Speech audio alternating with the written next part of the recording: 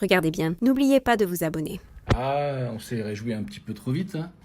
Le cessez-le-feu avec l'Iran et les États-Unis, je pense que c'est déjà terminé. Je vous ai dit qu'Israël allait tout faire pour ruiner le cessez-le-feu. Dans ce cessez-le-feu, l'Iran a été très clair. Ça inclut les bombardements sur le Liban. Pas de bombardement sur le Liban. Un cessez-le-feu, c'est total. L'Israël s'est bien entendu empressé d'aller faire un massacre sur les Libanais. Plus de 1000 victimes aujourd'hui. Une boucherie.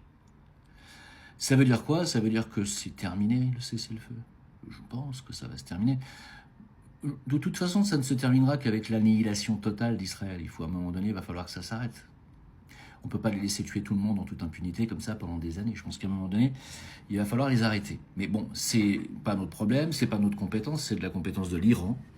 Et je pense qu'aujourd'hui, la Chine, la Russie, le Pakistan, la Corée du Nord doivent s'allier à l'Iran pour mettre fin à ce carnage. Moi, c'est ce que je crois. Alors, vous me croyez pas, bien sûr, je vais étayer mes propos. Hein. Il y en a qui pensent que je dis n'importe quoi. Voilà, donc le président du Parlement iranien, Khalibaf, publie une déclaration affirmant que 3 clauses de leur proposition en 10 points ont été violées déjà par Israël et les États-Unis. La première clause de la proposition en 10 points a été violée concernant le cessez-le-feu au Liban, la pénétration d'un drone dans l'espace iranien, qui constitue une violation claire, et le déni par les États-Unis du droit à l'Iran à l'enrichissement de l'uranium, qui constitue une violation et qui était incluse dans la 6e clause du cadre. Voilà, donc terminé pour le cessez-le-feu.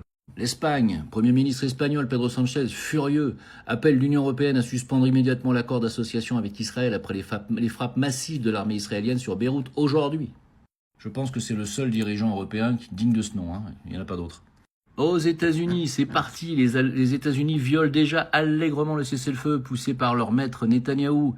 Hein, la porte-parole de l'administration Trump, l'idiote Caroline Leavitt, que vous voyez ici, annonce que les négociateurs à Islamabad seront Kushner et Witkoff, donc que l'Iran ne peut absolument pas voir, et que le plan en 10 points par l'Iran a été rejeté.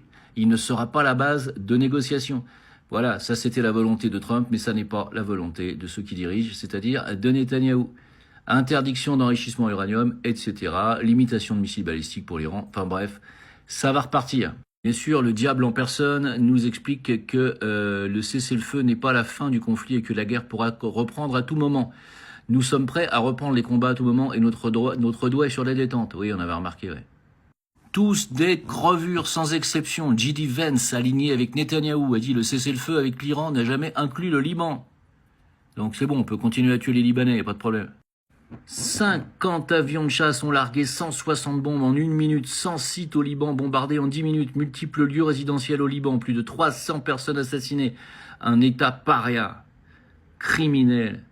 Eh oui, ça n'aura pas duré longtemps. L'Iran annonce la suspension du transit des pétroliers dans le détroit d'Ormuz après